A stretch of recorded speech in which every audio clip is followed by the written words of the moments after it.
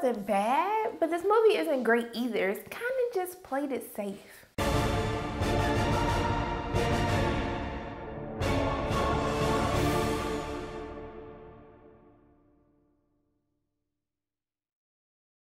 Hey everyone, it's Sharna from Pay or Wait, and today I'm going to be reviewing Ocean's 8, which stars Sandra Bullock, Kate Blanchett, just a whole bunch of people, y'all.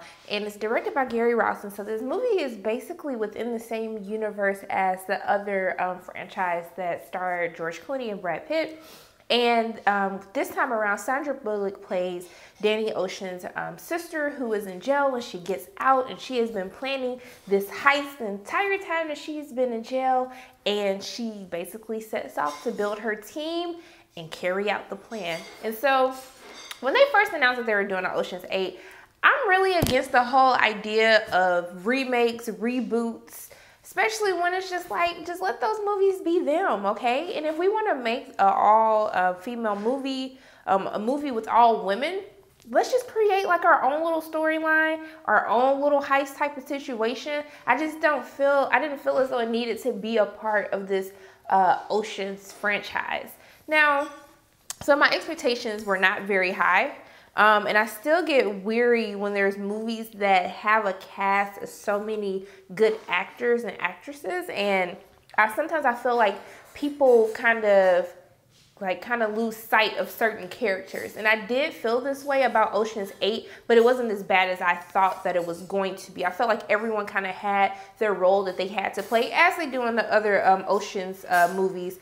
But I still felt like something, just a little something, was missing in this film. And so as far as the plot of the story, I thought the plot of the story was fine. Basically, they set out to rob the Met Gala, as you can see from the commercials.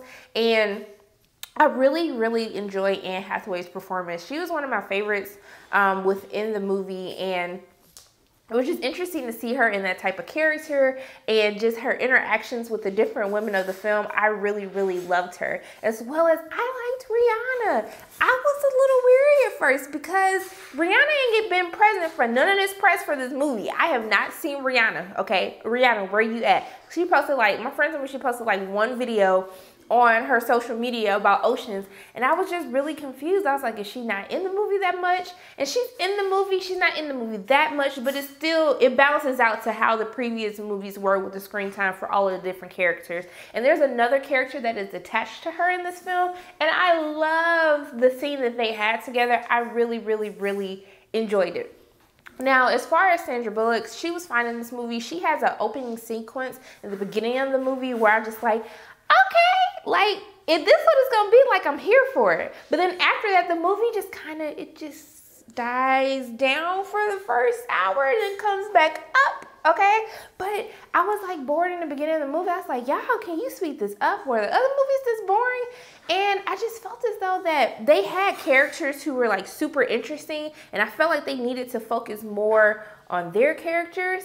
And not to make this a whole race thing, but just to I felt like the women of color needed a little bit more in this movie, because when they're on screen, they were very interesting. But I just felt like this movie was playing it safe. Like, it checked all of the right boxes of, like, you know, sticking with the franchise, kind of tying in with the same themes, but it wasn't memorable. I was like, yeah, like, this movie wasn't trash. I enjoyed it. The audience enjoyed it.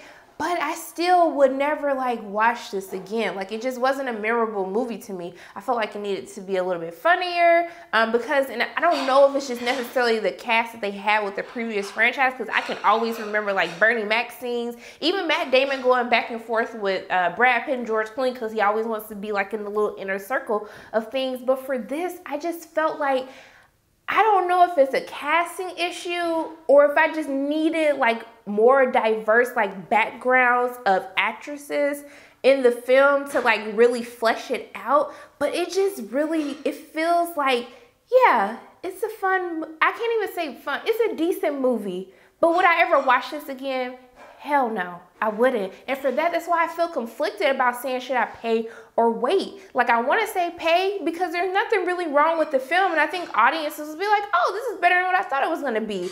But I want to say wait because can I say that and, like, say I would never watch it again. But I guess there are movies I have seen that I've watched and I was like, oh, okay, that was cool. Like, it would be a movie if I watched it like on a Saturday, I'd be like, oh, okay, like, oh, this is actually cool. But like, would I be like, hey, y'all need to hurry up and go check out this Ocean's 8?